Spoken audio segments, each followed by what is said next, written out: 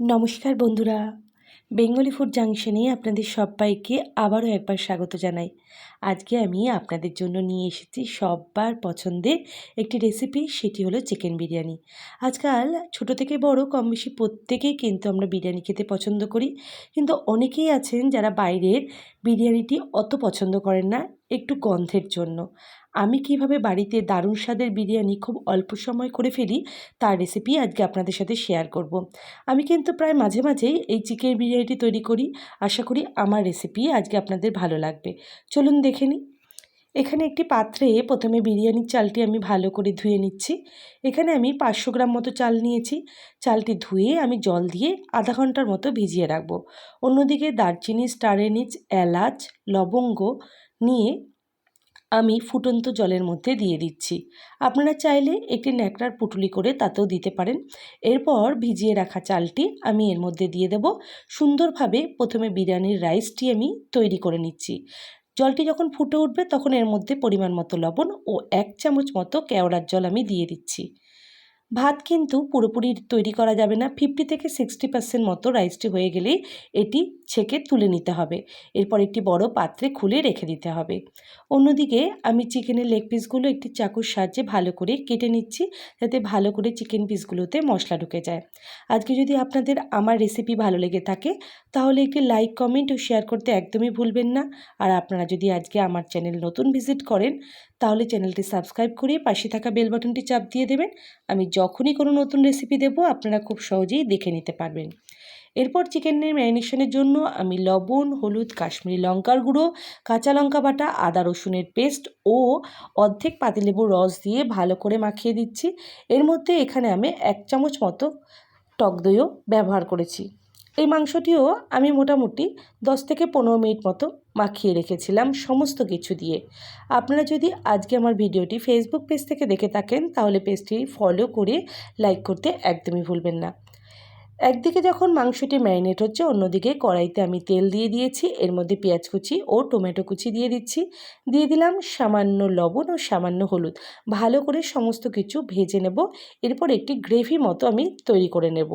যখন সব কিছু ভাজা হয়ে যাবে এর মধ্যে আমি সামান্য চিনি দিয়ে দিলাম, যাতে পেঁয়াজের কালারটি খুব সুন্দরভাবে উঠে আসে। এরপর একে একে এর মধ্যে আমি এখানে মশলা দিয়ে দেবো। প্রথমে আদা, রসুন ও কাঁচা লঙ্কা বাটা দিয়ে দিচ্ছি 2 চামচ মতো। এরপর ভালো করে একটু মিশিয়ে নিচ্ছি। যেহেতু বিরিয়ানি মশলায় গ্রেভির পরিমাণটা কম হলেও চলে, তাই এখানে কিন্তু আমি বেশি গ্রেভি ব্যবহার করছি না।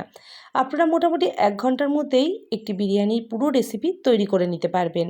এরপর ম্যারিনেটেড চিকেনটা আমি গ্রেভির মধ্যে দিয়ে দিলাম। দেখতেই পাচ্ছেন ঢাকা দিয়ে দিয়ে রান্না করে ফেলেছি। মাংসগুলো সুন্দরভাবে নরম হয়ে গিয়েছে। এরপর প্রত্যেকটি পিস আলাদা করে তুলে নিচ্ছি এবং গ্রেভিটি আরও একটু ঘন করে নিচ্ছি। এরপর এখানে আমি আরও 1/2 চামচ মতো দিয়ে দিলাম কেওড়ার জল। এরপর দিচ্ছি বিরিয়ানি মশলা। ভালো করে আরও একবার নাড়াচাড়া করে নিচ্ছি গ্রেভিটা। এরপর দিচ্ছি সামান্য গরম মশলা। এরপর মিঠা আতর, যেটি আপনারা কিন্তু বুঝে দেবেন। আমি কিন্তু খুব কম ব্যবহার করেছি, দেখতেই পাচ্ছেন 2 ফোঁটা থেকে 3 ফোঁটা। রেডি গ্রেভিটি আমি একটি পাত্রে তুলে নিয়ে রাখবো। এরপর আমি দমে দেওয়ার সমস্ত উপকরণ গুছিয়ে নিচ্ছি। চলুন দেখিয়ে নিই। এখানে আমি নিয়েছি সেদ্ধ করা চাল। এখানে আলু ও ডিমটি সেদ্ধ করে রেখেছি, আলুটি সেদ্ধ করে ভেজে রেখেছি, মিঠা আতর ও ঘি। এরপর আমি নিয়েছি যেটি চিকেন আমি রান্না করে রেখেছি। এরপর নিয়েছি বেরেস্তা, ভালো করে পেঁয়াজটি আমি হাই ফ্লেমে ভেজে নিয়েছি। এখানে নিয়েছি দুধে ভেজানো কেশর, বিরিয়ানি মশলা, এখানে কেওড়ার জল, নুন ও চিনি আর গ্রেভি।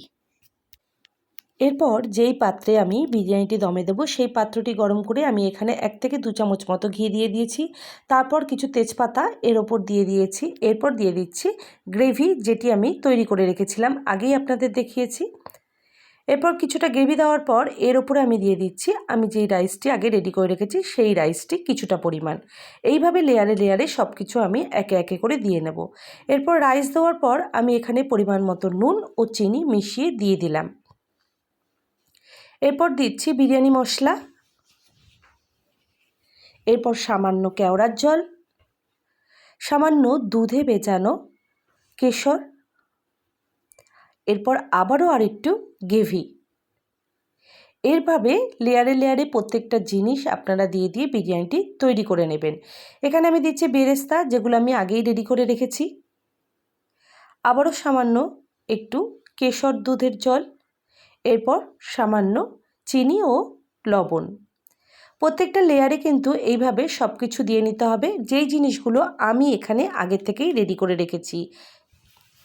যেমন বেরেস্তাটা আমি আগেই ভালো করে পেঁয়াজটা ভেজে তুলে নিয়েছি, আর কেশরের যেই মিশ্রণটি সেটি আমি হাফ কাপ দুধের মধ্যে কেশরটি ভিজিয়ে রেখে দিয়েছিলাম সুন্দর রঙের জন্য। প্রত্যেক বন্ধুদের কাছে অনুরোধ রইল ভিডিওটি স্কিপ না করে পুরো ভিডিওটি দেখার, তাহলে আপনারা যখন ভিডিওটি তৈরি করবেন পারফেক্টভাবে তৈরি করবেন। এরপর আমি এখানে দিয়ে দিচ্ছি সেদ্ধ করে রাখা আলুটি ও তার সাথে সেদ্ধ ডিম।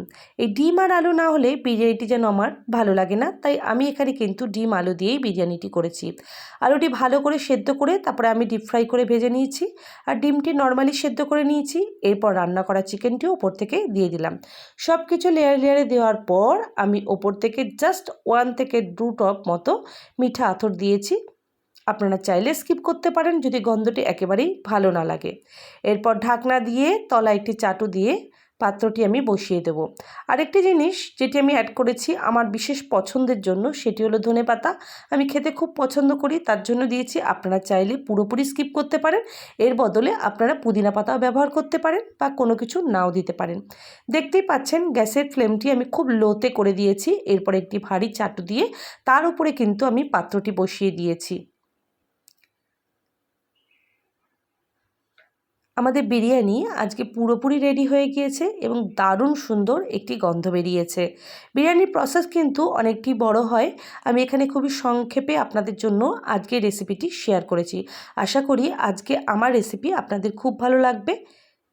এরপর আমি রেডি বিরিয়ানি একটি পাত্রে সার্ভ করে দিচ্ছি। দেখে কিন্তু খেতে ইচ্ছা করছে। খুবই লোভনীয় হয়েছিল এবং অসাধারণ হয়েছিল। আপনারা বাড়িতে এইভাবে একবার ট্রাই করবেন, কথা দিচ্ছি প্রত্যেকের খুবই ভালো লাগবে।